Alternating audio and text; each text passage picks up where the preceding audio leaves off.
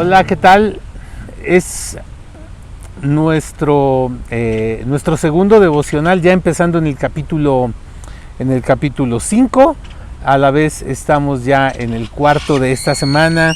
Si es que usted lo va viendo en el orden de que salen estos videos, si usted tiene poco que ve estos videos, estamos publicándolos de lunes a sábado desde el día 0 de la pandemia, prácticamente de forma interrumpida, y creo que ha sido bueno que a través de este medio nos unamos, aprendamos un poco más de la Biblia. Le digo algo, estamos aprendiendo, seguimos aprendiendo, y el libro de los Hechos nos relata lo que fue el inicio de la iglesia. A mí me encanta decirle que es, sobre todo los primeros capítulos, la iglesia cuando no había iglesia. Como ellos aprendieron a desarrollar lo que después se convirtió en la iglesia, ya como una institución o como algo con estructura. Antes no había una estructura, pero sí había prácticas y había corazón y había actitudes, y sobre todo, lo más importante, era notorio Dios en medio de ellos. Prueba de ello, Hechos 5 del 12 al 16. Dice: por medio de los apóstoles ocurrían muchas señales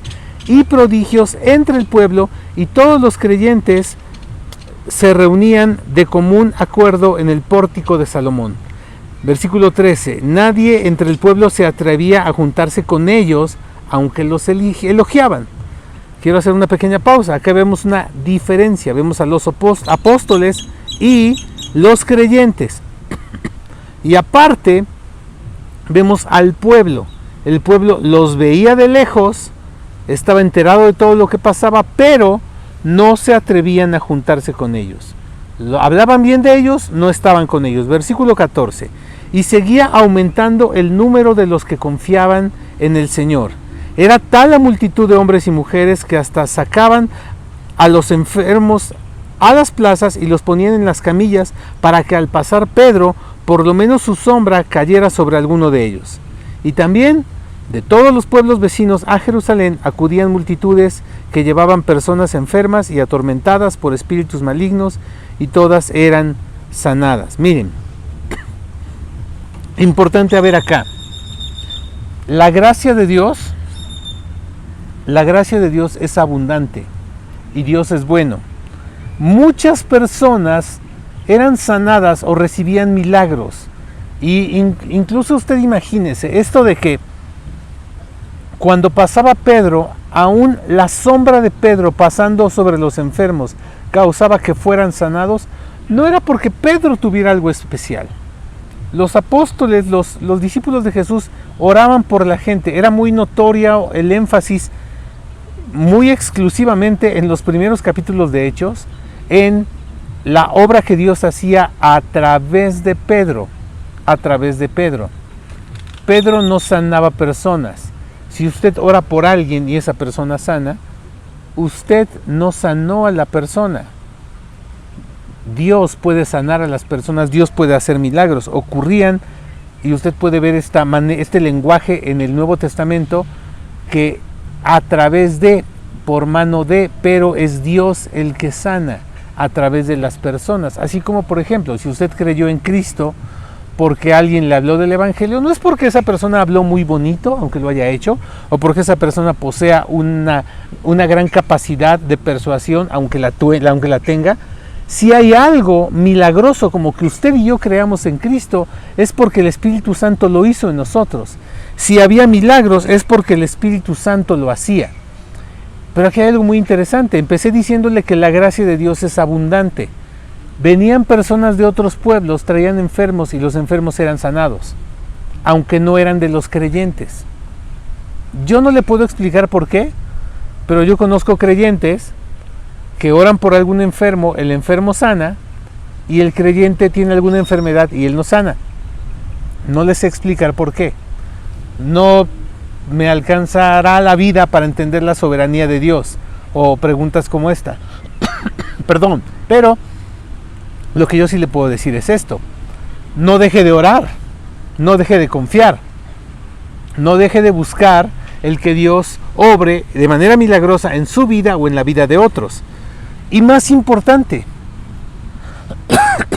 no seamos como el pueblo que veía a los discípulos, veía a los creyentes, los elogiaba, hablaba bien de ellos, pero se mantenía a la distancia. Porque esas personas, me atrevo a pensar que muchos recibieron milagros, pero no fueron salvos. Y aquí es muy importante que usted y yo podamos diferenciar entre lo que es la gracia de Dios sobre nuestras vidas para que usted y yo respiremos, para que usted y yo comamos, para que usted y yo tengamos lo suficiente. Cualquier persona, crea o no crea en Dios, puede tener eso. Nada más porque vive, nada más porque Dios es bueno, nada más porque tiene a alguien que lo mantiene, o porque él trabaja o ella trabaja, ¿sabe? Cualquiera puede tener eso, pero no cualquiera puede ser parte de lo que Dios hace en favor de otros, como lo eran los creyentes, como lo eran los apóstoles. Y no le digo que usted tiene que ser un apóstol, pero si usted cree en Dios, usted puede ser de las personas que haga que la gracia se extienda a más personas, orando por otros, bendiciendo a otros. Muchas personas buscarán ayuda de Dios y buscarán milagros. Muy pocos buscan al Dios que hace los milagros, y mucho menos se atreven a dar el paso de ayudar a que otros se encuentren con Dios. ¿Dónde se encuentra usted en este momento? ¿Usted es de las personas que simplemente quiere recibir algo de Dios? Está bien, qué bueno que busque de Dios. A lo mejor usted no es solo eso, usted no solo lo quiere recibir, usted busca a Dios, usted es un creyente que lee su Biblia, que se conecta a aprender de la Biblia a través de recursos como este video. Está súper bien, pero ¿será que podemos ir un paso más allá? Podemos ir un poco más adelante y decir, yo también quiero ser de los que ayuden a otros a que se encuentren con Dios. Yo puedo ser un agente de cambio para otros, compartiendo mi fe, reenviando este video, hablándole de lo que Dios ha hecho en mi vida a otras personas, yendo con algunas personas que a lo mejor tienen más experiencia a orar por personas al hospital. No sé, hay tantas oportunidades como hay necesidades en este mundo. Déjeme orar. Te agradezco, Dios, por tu palabra. Te agradezco por lo que aprendemos de hombres y mujeres de Dios que desde la antigüedad tuvieron un compromiso y aceptaron un desafío. Yo te pido que el desafío que pongas en cada uno de nosotros lo podamos tomar, adoptar y seguir. En el nombre de Jesús, amén. Que tenga un excelente día.